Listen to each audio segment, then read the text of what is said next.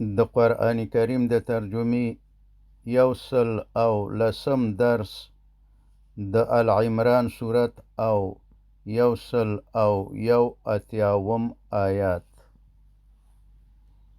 اعوذ بالله من الشیطان الرجیم بسم الله الرحمن الرحیم. کله چې د سورت البقره دا آیات نازل شو، من ذا الذي يقرض الله قرضا حسنا، نو یهودیان وویل چې نعوذ بالله، الله تعالی غریب شوی دی او من غنیان یو، یعنی مالدار یو، نو ځکه زمونږ څخه قرض غواړي. نو دا مبارک آیات نازل شو. لقد بشکا سمع واوریدله الله تعالی قول خبره الذین د آغو خلقو قالو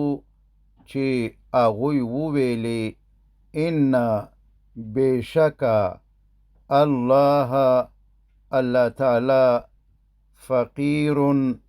فقیر دی، یعنی محتاج دی، ونحن او مونږ اغنیاء غنیان یو او مونږ مالدار یو. سنکتبو زر به مونږ ولیکو ما آغه خبره قالو چې دوی ویلی ده، یعنی چې دوی کړی ده، وقتلهم او قتلول د دوی الانبیاء د پیغمبرانو بغیر حق پنا حق باندې، یعنی دا مونږ هم لیکلی دی. ونقولو او وبوایو مونږ دوی ته ذوقو وڅکئ عذاب الحریق د سوځیدونکي اور، یعنی دوی چې دا خبره کړې ده چې یا دا خبره چې کوي چې الله تعالی فقیر دی او مونږ غنیان یو، نو دا خبره به هم مونږ ولیکو، او هغه چې دوی انبیا په ناحقه وژلي دي هغه هم مونږ لیکلی دي، او د دې جزا به د قیامت په ورځ د حشر په میدان کې ورکو او په دوزخ کې به یې واچو، او بیا به ورته ووایو چې دا سوځېدونکی اور د دې اور عذاب اوس وڅکئ. ذالک دا عذاب بما په سبب د هغه عمل دی قدمت چې مخکې لیږلی دی ایدیکم لاسونو ستاسو، وان او بشکه چې الله تعالی لیس نه دی بظلام ظلم کوونکی للعبید په بندگانو باندې، یعنی چې په دوزخ کې څوک واچي او عذاب الله تعالی ورکوي، د الله تعالی فرشتې عذاب ورکوي، نو دا داسې نه دی چې الله تعالی په خپلو بندگانو ظلم کوي. الله تعالی په خپل بنده ظلم نه کوي. دا عذاب دوی په خپله ځانونو ته ورکوي، دا عذاب دوی په خپله باندې هلته لیږلی دی او ورکول کیږي. یهودیانو پیغمبر صلی الله علیه وسلم ته وویلی چې منږ ته په تورات کې الله تعالی حکم کړی دی چې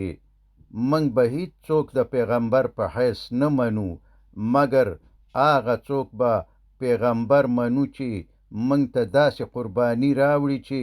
د اسمانه اور راشي او دا قربانی وخوري. نو فرمای الذین آغا خلق قالو چې وای ان الله بشک الله تعالی عهد الینا مونږ ته حکم کړی دی الله نؤمن چې موږ به ایمان نه راوړو لرسول په هیڅ پیغمبر حتی تر هغې پورې یأتینا چې راوړي موږ ته بقربان داسې قرباني تأکلوه چې وخوري هغه قرباني النار اور، یعنی د اسمانه اور راشي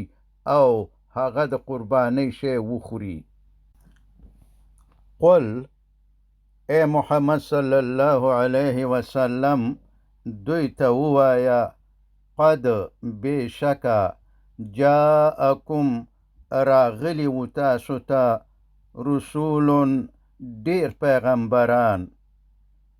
راغلی و تاسو ته رسول ډیر پیغمبران من قبلی زمانه مخکې بالبینات د روښانه معجزو سره وبالذي او د هغې معجزې سره قلتم چې تاسو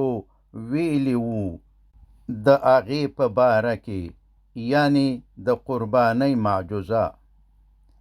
فلما نو بیا ولې قتلتموهم تاسو ووژل هغوی ان کنتم که تاسو یاستی صادقین ریښتیني، یعنی تاسو ته خو داسې رسولان راغلي وو چې پرته د نورو معجزو څخه دا د قربانۍ معجزه یې هم درښودلې وه،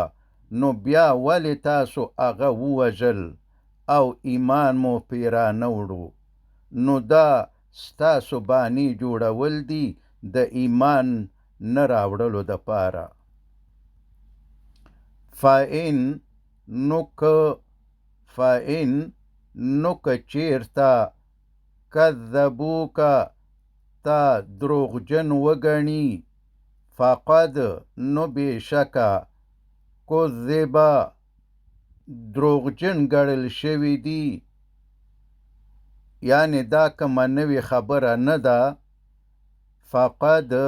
نو بېشکه کذبه دروغجن ګڼل شوي دي رسولون ډیر پیغمبران من قبلکه ستانه مخکې جاءو چې راغلي و هغوی بالبینات د روښانه معجزو سره والزبور او د صحیفو سره والکتاب المنیر او د روښانه کتاب سره، نو ته صبر کوه او خفه کیږه مه. کل نفس هر نفس، کل نفس هر نفس، هر څوک ذائقتو څکونکی الموت د مرګ د خوند دی، یعنی هر څوک به د مرګ خوند څکي. و انما او بېشکه توفونا پوره به درکول شي تاسو ته اجورکم اجرونه ستاسو یوم القیامت د قیامت په ورځ، یعنی داسې نه ده چې مړه به شئ او خاورې به شئ او ورک به شئ، بلکې الله تعالی به مو بیرته را ژوندي کړي او حساب او کتاب به در سره وشي او پوره به اجرونه درکول شي. که چا نیکي کړي د نیکۍ او که چا بدي کړي وي د بدۍ سزا به وګوري د قیامت په ورځ. فمن نو څوک زحزحه چې هغه بچ کړی شو عن النار د جهنم د اور نه و ادخل او داخل کړی شو الجنت جنت ته فقد نو بېشکه فاز هغه کامیاب شو وما الحیات او نه دی ژوند الدنیا د دنیا الا مگر متاع سامان دی الغرور د غولیدلو. او فرمایی لتبلون خامخا به تاسو امتحان کیږئ. دا فکر مکوئ چې امتحان به رابانې را نشي. دنیا ته د امتحان د پاره راغلی یی او خامخا به امتحان کیږئ. فی اموالکم ستاسو په مالونو کې. دا مالونه چې الله تعالی درکړي دي په دې مالونو به الله تعالی په تاسو امتحان کوي. وانفسکم او ستاسو په ځانونو کې یعنی په تاسو باندې به حتما مالی او ځاني امتحانونه راځي. ولتسمعن او خامخا به تاسو اورئ من الذین د هغو خلکونه اوتو چې ورکول شوی دی هغوی ته الکتاب کتاب من قبلکم د ستاسو نه مخکې یعنی یهود او نصاراو ته چې ستاسو څخه د مخه تورات او انجیل ورکول شوی دی. ومن الذین او د هغو خلکو نه به هم واورئ بدې او ردې اشرکو چې هغوی مشرکان دي اذن کثیرا ډېرې ځورونکې خبرې. وان او که تصبرو تاسو صبر کوئ وتتقو او تقوا کوئ فإن نو بشکه ذالک دا صبر او تقوا من عزم د همت الامور د کارونو څخه دی. او فرمای وإذ او کله چې اخذ واخستله الله تعالی میثاق وعده الذین د هغو خلکو څخه اوتو چې هغوی ته ورکول شوی دی الکتاب کتاب لتبیننه چې خامخا به تاسو بیانوئ دا کتاب یعنی الله تعالی تینا وعده واخیستله د دې دپاره چې خامخا به دا کتاب تاسو بیانوئ للناس انسانانو ته ولا تکتمونه او تاسو به نه پټوئ یعنی په تورات او انجیل کې د یهودو او نصاراو څخه وعده اخیستل شوې وه چې په خپلو کتابونو کې به د محمد صلی الله علیه وسلم صفتونه او پیشګویۍ د خلکو نه پټوئ او هر چاته به بیانوئ. فنبذوه نو هغوی یعنی کتابیانو یهودیانو او نصرانیانو وغورځوله هغه وراء وروسته ظهورهم د شاګانو د هغوی یعنی دا وعده شاته واچوله او په ځای د دې چې د محمد صلی الله علیه وسلم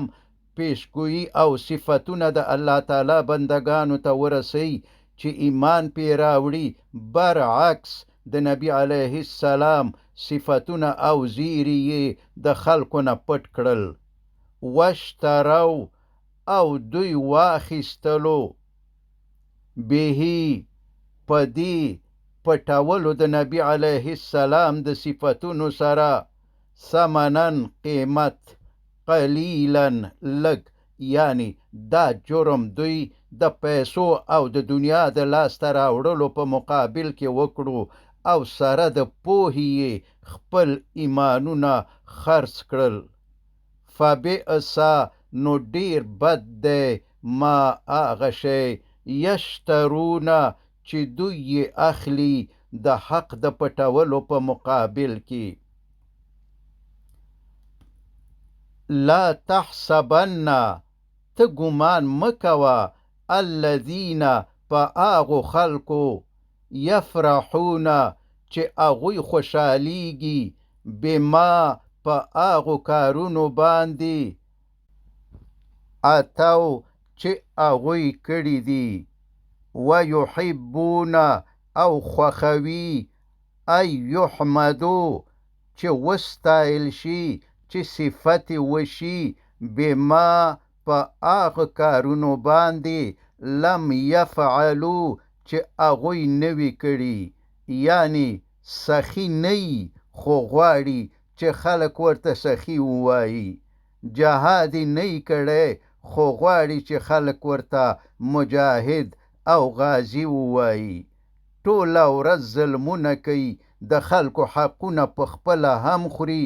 او د پیسو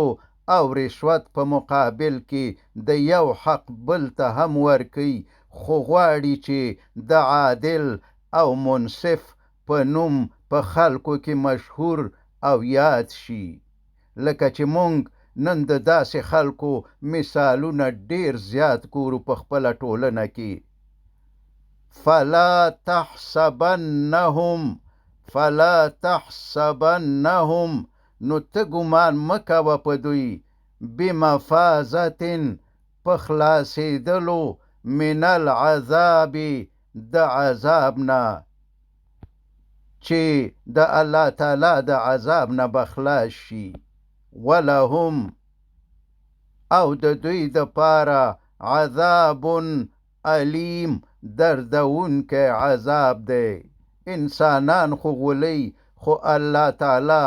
او د الله تعالی فرشتې نشي غولولی فرشتې دا ټول لیکي